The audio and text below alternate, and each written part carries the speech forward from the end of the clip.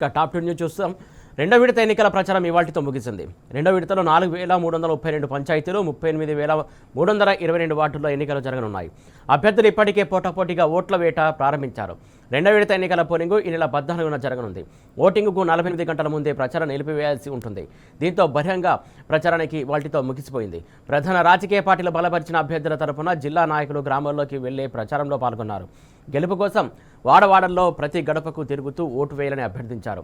Sarpanch, ward స్థానాల్లో మద్దతుదారులతో కలిసి అందుబాటులో ఉన్న ఓటర్లను కలుస్తున్నారు.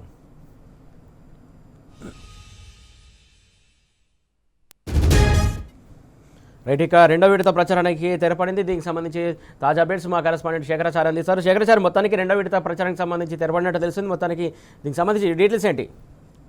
సురేష్, నాగర్ కర్నూలు జిల్లాలోని 7 మండలాల్లో కూడా రెండో విడత పోలింగ్ 14వ తేదీన జరగనున్నటువంటి పోలింగ్ కు ఈ రోజు సాయంత్రం 5 గంటల వరకు కూడా ప్రచారం ముగియనుంది. దీనికి సంబంధించి ఉదయం నుంచి కూడా నేతలంతా కూడా చాలా బిజీగా గ్రామాల్లో పర్యటిస్తూ బీఆర్ఎస్ పార్టీ అభ్యర్థుల తరఫున కూడా ప్రచారం నిర్వహించినటువంటి పరిస్థితి కనిపించింది. నాగర్ కర్నూలు జిల్లాతో పాటు కల్లోకుర్తి నియోజకవర్గంలోని, ఇది రంగారెడ్డి జిల్లాలో ఉంటుంది, కల్లోకుర్తి నియోజకవర్గంలోని ఆమన్గల్, కర్తాల్, తలకొండపల్లి ఈ 3 మండలాల్లో కూడా 14వ తేదీనే ఎన్నికలు రెండో విడత ఉన్నాయి.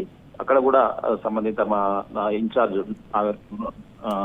కల్లోకుర్తి నియోజకవర్గ ఇన్ఛార్జ్ జైపాల్ యాదవ్ తో పాటు నాగర్ కర్నూలు నియోజకవర్గానికి సంబంధించి మాజీ ఎమ్మెల్యే మర్రి జనార్దన్ రెడ్డి, కొల్లాపూర్ నియోజకవర్గానికి సంబంధించి వీరం హర్షవర్ధన్ రెడ్డి, ఈ 3 నేతలు కూడా బిజీగా ఈ రోజు బీఆర్ఎస్ బలపరిచినటువంటి అభ్యర్థులకు, సర్పంచ్ అభ్యర్థులతో పాటు వార్డు మెంబర్ల తరఫున కూడా ప్రచారం నిర్వహించినటువంటి పరిస్థితి కనిపిస్తుంది. కొన్ని ర్యాలీలు నిర్వహించారు. ర్యాలీలతో పాటు కొన్ని సభల్ని కూడా నిర్వహించి అక్కడ ప్రజలకు అర్థమయ్యే విధంగా కాంగ్రెస్ ఇచ్చినటువంటి హామీలు నెరవేర్చకపోవడం వాళ్ళు ప్రజలకు వివరించి ఓటును అభ్యర్థించినటువంటి పరిస్థితి కనిపించింది. గ్రామాలు కేసీఆర్ ప్రభుత్వం ఉన్నప్పుడు ఎంతో అభివృద్ధి చెందినటువంటి గ్రామాలను ఒక్కసారిగా 2 సంవత్సరాలు కూడా గ్రామాలన్నీ కూడా కుంటుపడే విధంగా కాంగ్రెస్ ప్రభుత్వం వచ్చిన తర్వాత తయారయ్యాయని చెప్పేసి పరిస్థితి కనిపించింది.